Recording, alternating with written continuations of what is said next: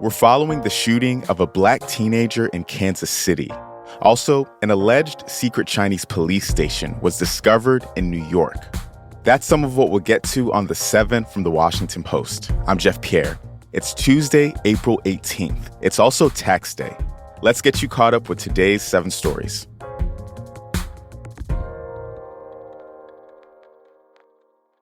First up, Russian President Vladimir Putin visited Russian troops in Ukraine. The Kremlin said today that Putin went to the Kherson and Luhansk regions. It's not clear when the visit took place, but it's the second time in recent months that he's made a surprise visit. In related news, Putin critic and Washington Post contributor Vladimir Kara-Murza was sentenced yesterday to 25 years in prison in Russia for criticizing the war in Ukraine. Outside the courthouse, U.S. Ambassador to Russia Lynn Tracy spoke to the press after the decision. The court's decision today to sentence Vladimir Kara-Murza to 25 years in prison is an attempt to silence dissent in this country. We will continue to call for his release. Criminalization of criticism of government action is a sign of weakness, not strength.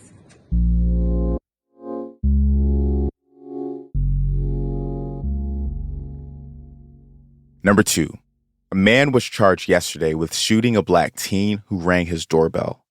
The incident took place Thursday in Kansas City, Missouri. 16-year-old Ralph Yarl had been on his way to pick up his siblings, but rang the doorbell of the wrong house. Prosecutors say an 84-year-old white man shot Yarl twice, once in the head. He's now recovering from his injuries at home.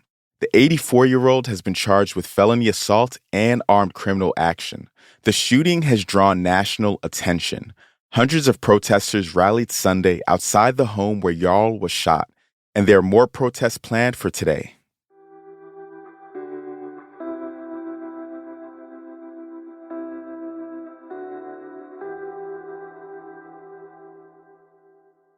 Number 3, the police officers who shot a black man in Ohio won't face charges. Jayland Walker was 25. He was shot dozens of times by police after a car chase in Akron, Ohio last June. The case caused outrage across the country. In yesterday's ruling, a grand jury said that the 8 officers involved were justified in their use of force. That means that they won't face state criminal charges. Walker's family is planning to file a lawsuit.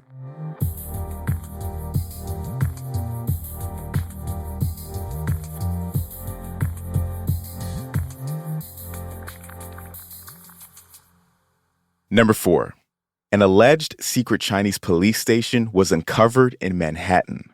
Federal officials arrested 2 New York residents yesterday. They accused them of operating the unauthorized station and using it to track and harass a Chinese dissident in California.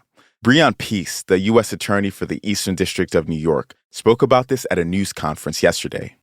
2 miles from our office, just across the Brooklyn Bridge, this nondescript office building in the heart of bustling Chinatown in Lower Manhattan has a dark secret.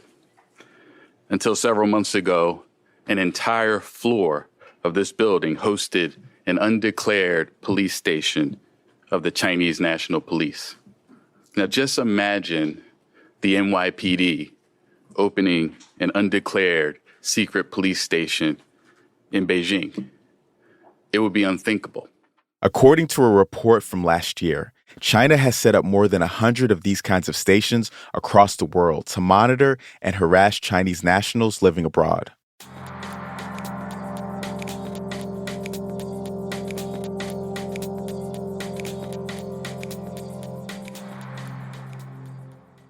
Number 5, it's tax day.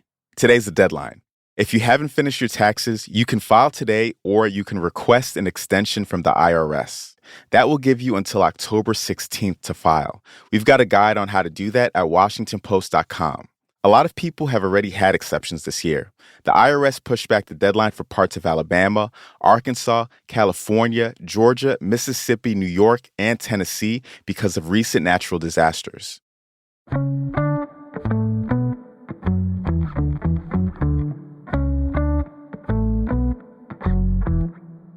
the U.S. released an updated list of electric vehicles eligible for tax credits. That's story number 6. These tax credits were created by last year's Inflation Reduction Act.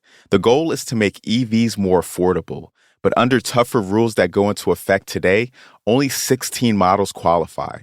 Lawmakers added these tougher rules to reduce the country's reliance on China.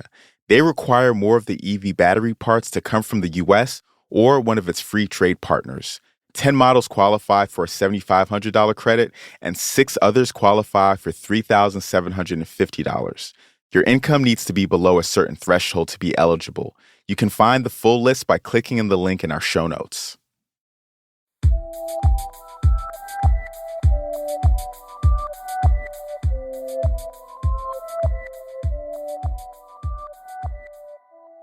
And at number 7, researchers may have discovered an easy way to help kids eat more healthy food.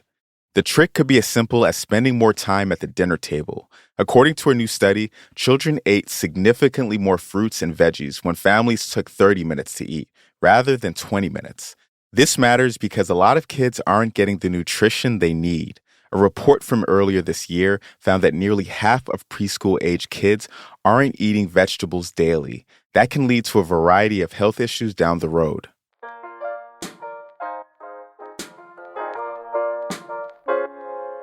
You are all caught up with the news for today, and don't forget to file your taxes.